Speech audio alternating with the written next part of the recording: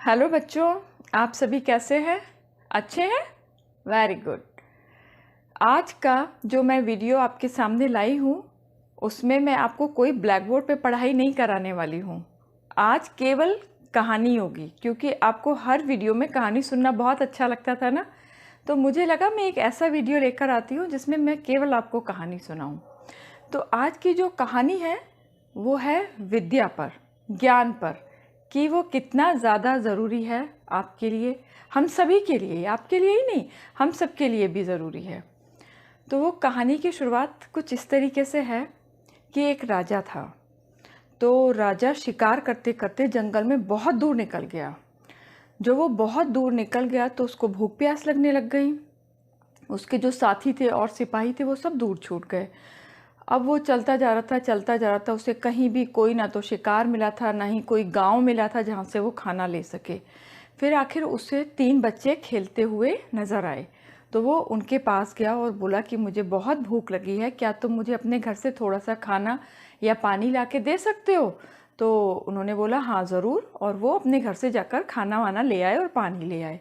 तो जब राजा ने वो खाना खा लिया तो उसके बाद उन बच्चों को बताया कि मैं यहाँ का राजा हूँ और आज तुमने मेरी बहुत ही कठिन समय में मदद करी है, तो मैं तुम्हें कुछ देना चाहता हूँ, तुम मुझसे मांगो जो भी मांगना चाहते हो। तो उसमें एक बच्चे ने बोला कि हमें कभी भी अच्छा खाना नहीं मिला है, हम बहुत गरीब हैं, तो आप मुझे इतना पैसा दीजिए कि जिससे कि मैं रोज़ अच्छा अच्छा खाना खाऊं। तो राजा ने कहा ठीक है, बिल्कुल। फिर दूसरे ने बोला कि मैं बहुत ही खराब से घर में रहता हूँ, झोंपड़ी है, उसमें पानी भी टपकता है बारिश के टाइम पे, तो मुझे एक अच्छा सा घर चाहिए जिसमें मैं आराम से रह सकूँ। तो राजा ने बोला बिल्कुल, तुम्हें भी मिलेगा। फिर तीसरे बच्चे से जब पूछा तो उसने बोला कि मुझे ज्ञान चाहिए, मुझे शिक्षा चाहिए। तो राजा ने कहा ठीक है। उसने जिसने जैसा जैसा मांगा था उसने वैसा वैसा उनको दे दिया। जो तीसरा बच्चा था जिसने ज्ञान मांगा था उसका उन्होंने अपने राज्य में ही विद्यालय में एडमिशन करा दिया। वो बच्चा वहाँ जाने लग गया, धीरे धीरे बड़ा होने लग गया और उसने काफ़ी विद्या प्राप्त करी, वो बहुत होशियार हो गया। तो राजा ने उसे अपने मंत्री परिषद में भी रख लिया। समय यूं ही बीतता जा रहा था तो एक दिन राजा का मन हुआ कि मैं उन दोनों बच्चों से भी मिलूं जिनसे वो बहुत टाइम से नहीं मिला था। तो उसने एक दिन डिनर का प्रोग्राम बनाया और बच्चों को अपने घर में बुलाया। खाना पीना हुआ, उसके बाद पूछा, उनके हालचाल पूछे कि भाई तुम्हारे क्या हाल चाल हैं, अब तो तुम बहुत पैसे वाले हो गए होगे। तो पहले बच्चे ने, जिसने कि धन मांगा था, उसने बोला कि नहीं, मेरे हालात तो आज भी वैसे ही हैं, क्योंकि जब आपसे मैंने धन लिया उस धन को देखकर मैं आलसी हो गया, मैं ऐसे ही बैठे बैठे खाने लग गया और धीरे धीरे वो धन ख़त्म हो गया। मुझ में कुछ गलत आदतें भी लग गई थी, इसकी वजह से धन और जल्दी ख़त्म हो गया और मैं आज भी उतना ही गरीब हूँ जितना आपसे मैं तब मिला था। फिर दूसरे से बोला भाई अब तुम्हारा बंगले में आराम से रह रहे हो, नींद आ रही है आराम से? तो उसने बोला कि नहीं, मैं भी महाराज, बाढ़ आई एक बार और मेरा बंगला पूरा टूट गया, बह गया, और मैं आज वापस से उसी टूटी फूटी झोंपड़ी में रहता हूँ। और फिर उन्होंने एक बात और कही कि हम दोनों को ही बहुत दुख है कि हमने आपसे जो मांगा वो गलत मांगा, हमें भी आपसे विद्या ही मांगनी चाहिए थी, हमें भी अपने तीसरे दोस्त की तरह से विद्या ही लेनी चाहिए थी। तो आज जिस तरीके से अपने ये विद्या के बल पर आपके मंत्री परिषद में हैं, हम भी वहीं पर होते।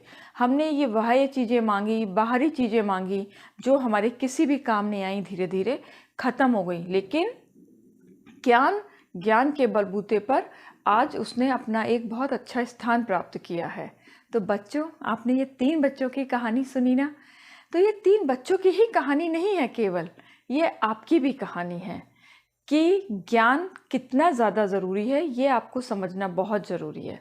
हमारे विद्यालयों की जो मुख्य समस्या होती है, आप सभी जानते हैं कि आप में से कुछ बच्चे नानी के घर चले जाते हैं, बहुत दिनों में आते हैं, शादी में जाते हैं, शादी में भी जल्दी से नहीं आते हैं, सप्ताह या 10 दिन लगा कर आते हैं।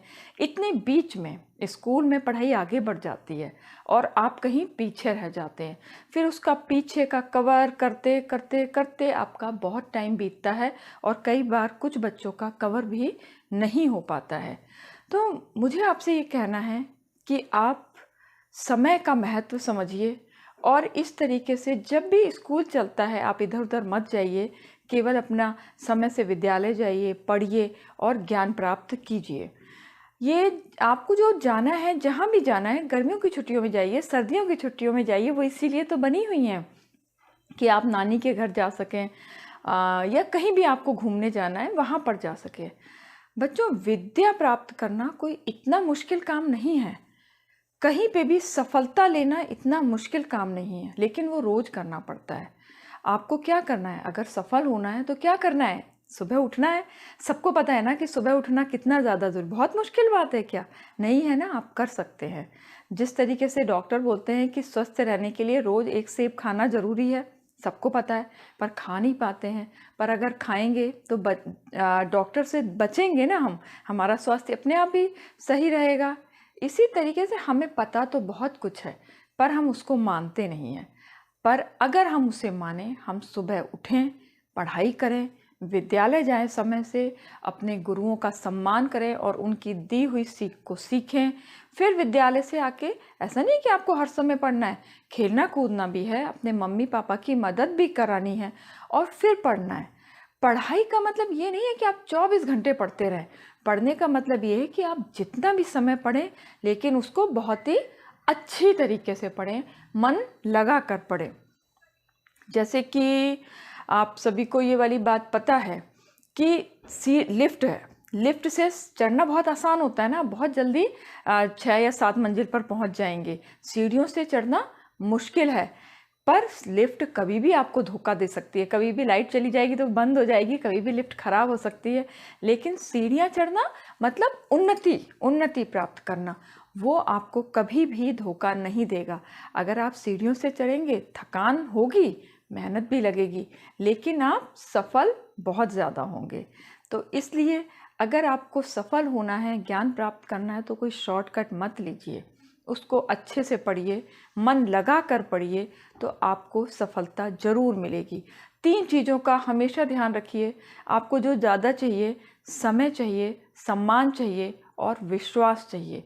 क्योंकि अगर समय गया तो वो वापस नहीं आता, विश्वास गया तो वो वापस नहीं आता, और सम्मान गया तो वो भी वापस नहीं आता। तो बच्चों, इस कहानी के साथ साथ में मैंने आपको ये बताया है।